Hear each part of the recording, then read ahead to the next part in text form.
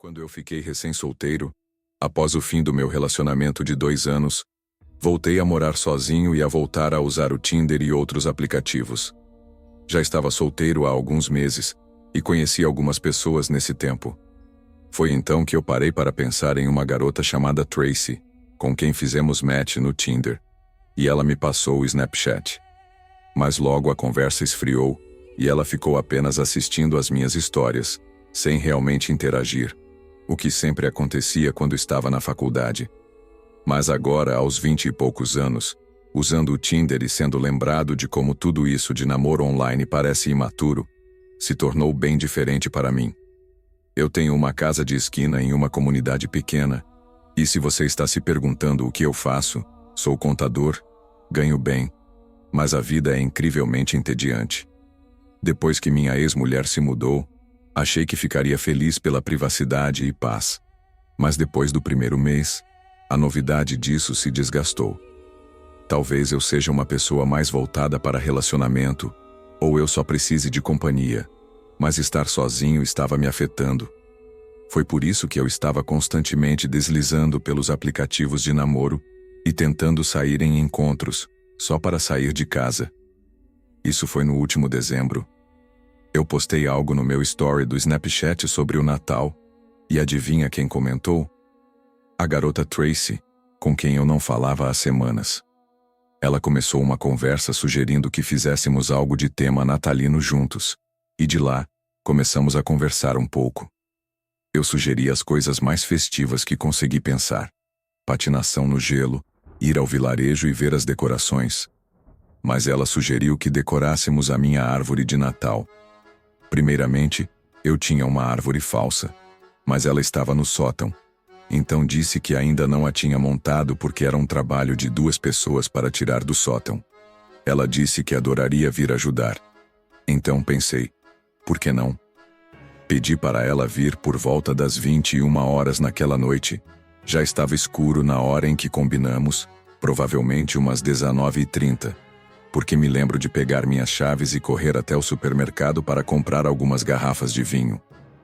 Quando voltei para casa, passei o aspirador e vacei o chão. Desde o término, as tarefas de limpeza, que minha ex costumava fazer, ficaram para mim, e percebi o quanto uma casa pode ficar bagunçada rapidamente. Quando chegou 21 horas, eu estava lá, sentado na sala, com a TV ligada, fingindo que estava relaxando, já com tudo preparado para uma noite aconchegante. Fiquei esperando por um tempo, aguardando uma mensagem dela ou a campainha tocar.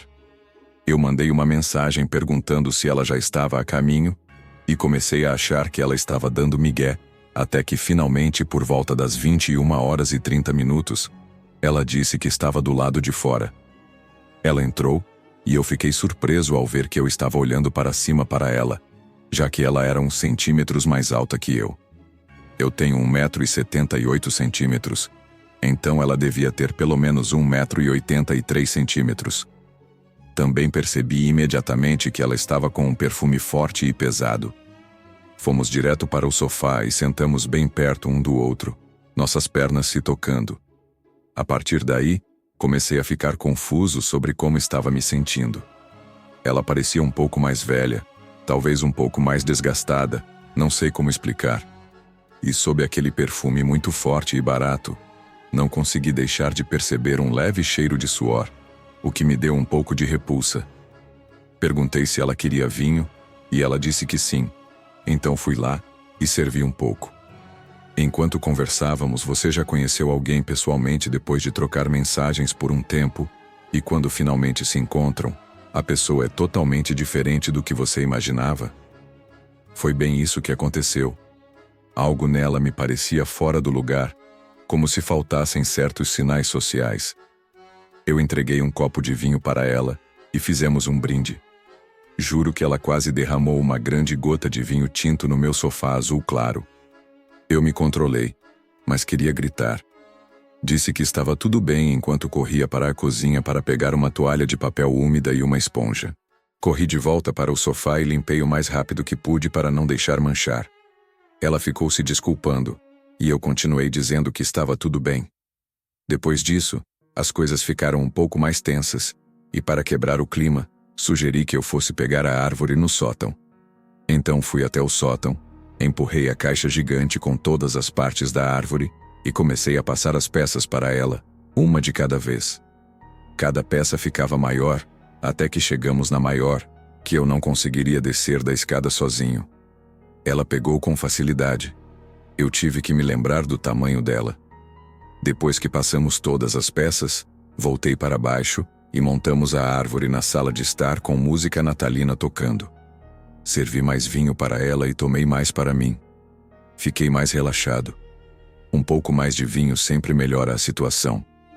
Depois que montamos a árvore, a próxima parte era colocar os enfeites. Eu disse a ela que meus enfeites estavam no espaço de arrasto. Eram todos de infância. Meus pais me deram caixas e mais caixas de decorações natalinas. Então desci para pegar as caixas. Deixei ela na sala de estar para relaxar enquanto eu fazia isso. Enquanto fazia o trabalho, comecei a me sentir tonto, como se o vinho estivesse me afetando mais do que eu esperava. Nunca fui um grande bebedor, então tenho uma tolerância baixa, mas achei que não tinha bebido tanto assim para ficar assim. Peguei a primeira caixa e comecei a subir com ela. Quando cheguei ao topo da escada, a Tracy não estava mais lá. Achei que ela estivesse no banheiro e chamei seu nome. Procurei por cada quarto e depois vi que o banheiro estava vazio. Fiquei confuso, continuei chamando, procurei por todas as partes e até fui mandar uma mensagem no Snapchat, mas ela não abriu a mensagem. Verifiquei os 2 quartos, mas ela tinha sumido. Não conseguia acreditar nisso, ela tinha escapado de mim. Comecei a me perguntar se ela achava que eu era feio ou estranho ou algo assim. Mas, para ser sincero, eu também não estava muito interessado nela. Acabei me jogando no sofá, que de repente parecia bem mais confortável do que antes. E honestamente, o que me lembro é que de vez em quando olhava o telefone para ver se ela tinha aberto minha mensagem e apenas assistia o que estava passando na TV, até que minha memória simplesmente apagou. Eu juro que tudo sumiu. Eu acordei no escuro.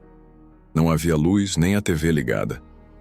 Olhei ao redor, na escuridão do meu quarto, e sabia que estava ouvindo coisas. Eu sentia como se ainda estivesse no sofá e estava fraco. Meus membros estavam difíceis de mover, mas consegui encontrar meu celular logo abaixo de mim.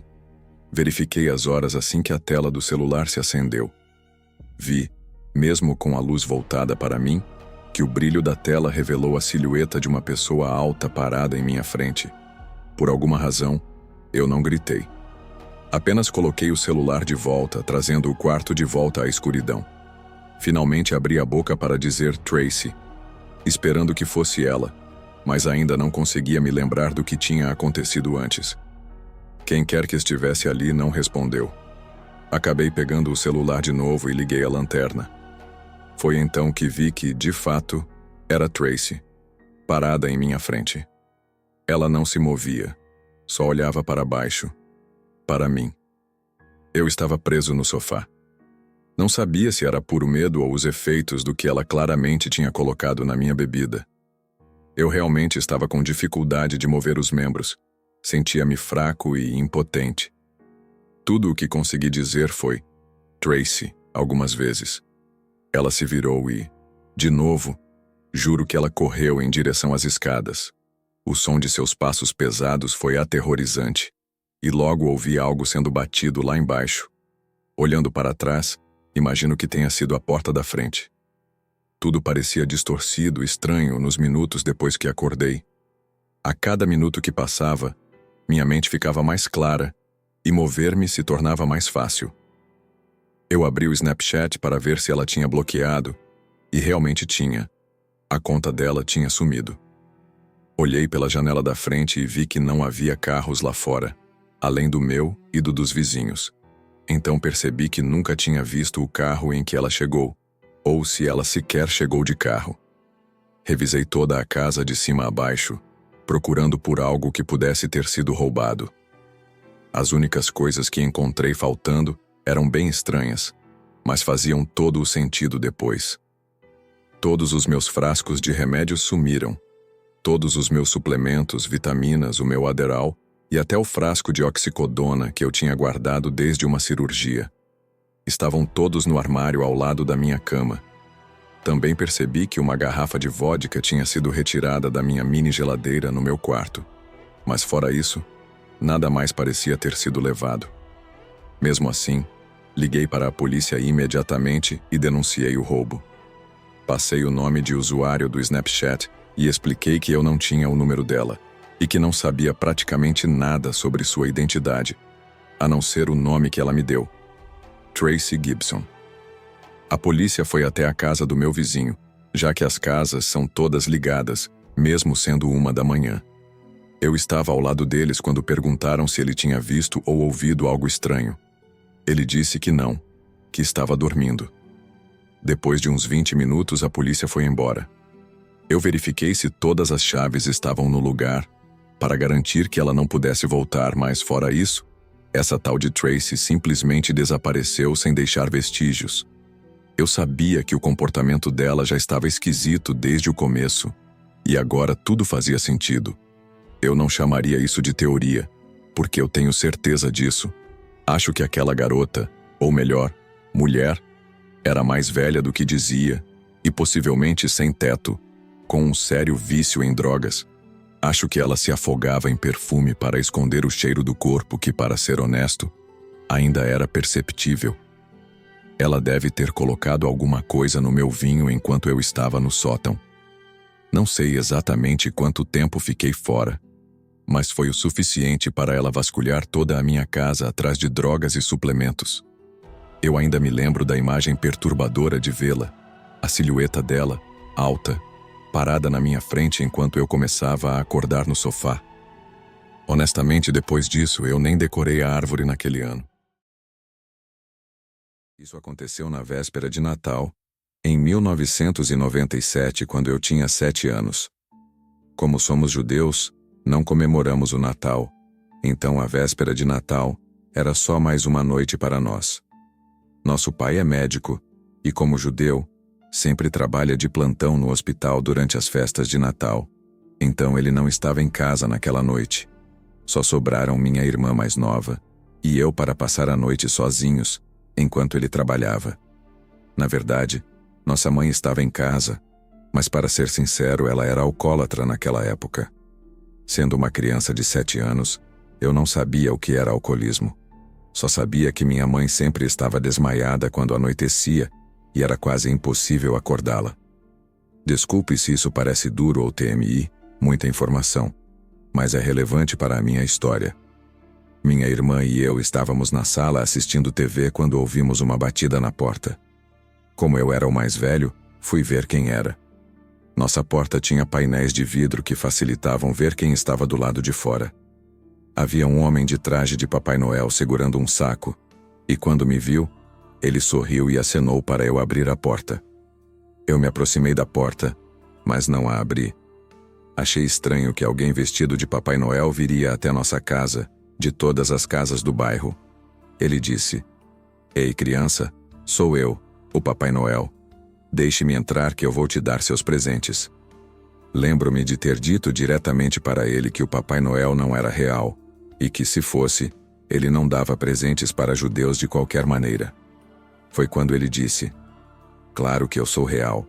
No passado, só visitava casas de cristãos, mas ultimamente eu me senti mal por ver que as crianças judias não recebem presentes.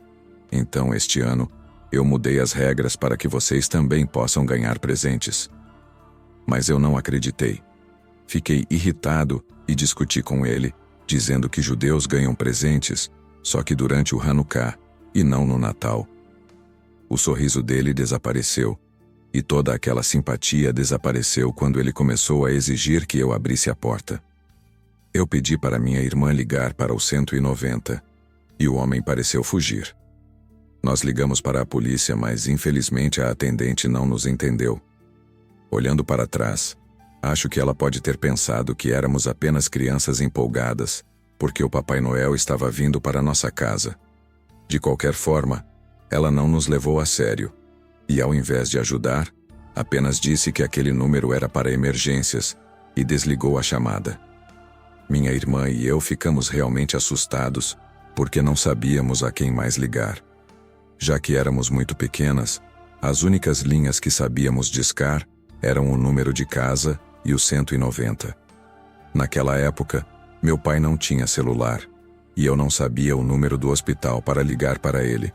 E nossa mãe, impossível de acordar. Estávamos basicamente sozinhos. Esperávamos que o homem não voltasse, mas alguns minutos depois, ele estava batendo na porta novamente.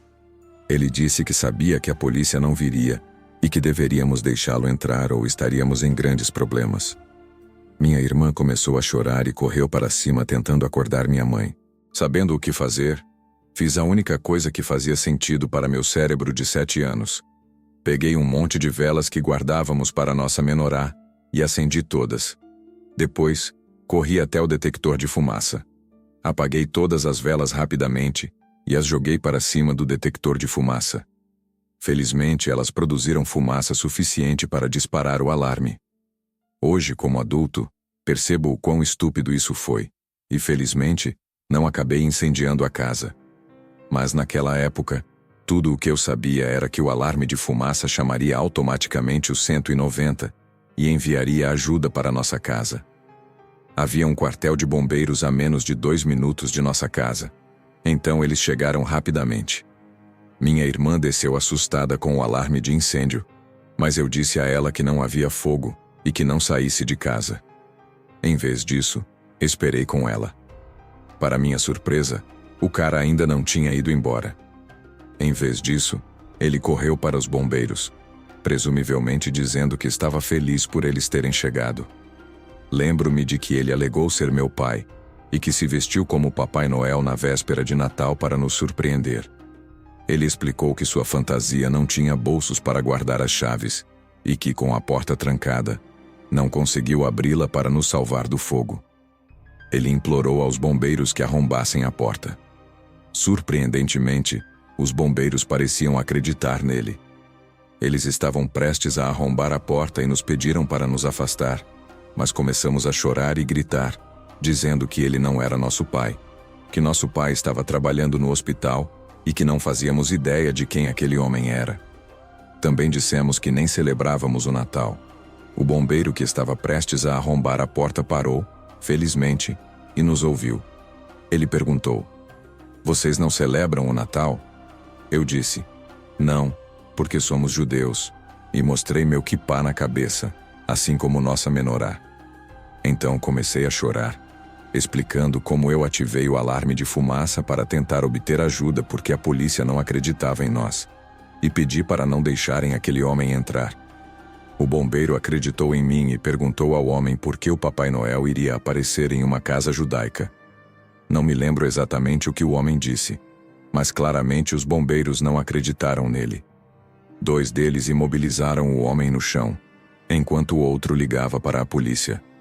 Eles também perguntaram em que hospital meu pai trabalhava para informá-lo sobre o que estava acontecendo. A polícia chegou, prendeu o homem, e um oficial ficou conosco até meu pai voltar para casa e ser informado da situação. Meu pai ficou furioso com minha mãe por estar bêbada e essencialmente dormindo durante tudo isso, mas principalmente ficou grato por estarmos bem. Quanto aos natais, fiquei feliz por termos um Natal seguinte quieto e entediante como de costume. Até hoje, acredito que ser judeu salvou a vida da minha irmã e a minha, porque se tivéssemos aberto a porta para deixar o Papai Noel entrar, provavelmente aquele teria sido nosso último Natal. Era dezembro de 2022. Minha namorada Charlotte e eu estávamos dirigindo para as montanhas Pocono. Havíamos alugado um Airbnb super aconchegante, decorado com temas natalinos e bem localizado, com uma vista agradável, uma propriedade grande e não muito longe de uma vila charmosa. Para deixar o clima mais festivo, havia uma tempestade de neve chegando naquela noite. Então, partimos mais cedo para termos tempo de comprar mantimentos e nos acomodarmos na casa. A viagem da cidade para as montanhas Pocono levou cerca de 4 horas. Fizemos um bom tempo e paramos em uma loja Family Dollar para comprar lanches e mantimentos antes de seguir para o Airbnb. O caminho levava a uma estrada de cascalho íngreme, cercada por árvores que levava até a propriedade. A casa era cercada por um bosque e tinha uma grande varanda com uma banheira de hidromassagem, o que era bem atraente, especialmente com a ideia de relaxar durante a tempestade de neve. Havia várias decorações natalinas na propriedade, incluindo renas iluminadas, um grande boneco de neve e bengalas doces decorativas, alinhando o caminho até a entrada. Levamos algumas viagens para trazer tudo do carro para dentro da casa. De primeira impressão, o lugar era muito aconchegante, exatamente como esperávamos pelas fotos. Havia uma árvore de Natal em um canto, meias penduradas nas paredes e várias outras decorações menores espalhadas. A casa tinha aquele cheiro acolhedor de madeira, típico de cabanas de campo, embora fosse mais uma casa comum. Descobri o porquê ao ver uma pilha de lenha ao lado de uma grande lareira na sala. Havia 3 quartos, mas claro, usamos apenas um. Fizemos as tarefas de sempre. Inspecionamos a geladeira, ligamos a TV para ver se havia cabo ou Netflix e olhamos pelas janelas. Havia um andar superior com uma mesa de sinuca e alguns sofás e um porão, que parecia mais um espaço para lavanderia do que para lazer. Depois, houve uma batida na porta da frente. Quando fui atender, havia um homem com cerca de 40 anos, usando moletom cinza e um casaco amarelado rasgado. Ele sorriu e perguntou como estávamos. Respondi que estávamos bem e perguntei se ele era o anfitrião do Airbnb. Ele respondeu que administrava o local com seu irmão. Conforme a noite avançava, eventos estranhos começaram a acontecer. Passos na propriedade, o sistema de aquecimento falhando e agressivas batidas na porta à noite. Ao confrontar Mike, o verdadeiro anfitrião, descobrimos que Tom não era seu irmão e provavelmente não tinha nenhuma ligação com o Airbnb. Assustados, deixamos a propriedade imediatamente. O incidente nos deixou extremamente abalados, e embora Mike tenha chamado a polícia, o homem nunca foi identificado. Saímos com a sensação inquietante de que estávamos sendo observados o tempo todo e que algo terrível poderia ter acontecido se não tivéssemos partido.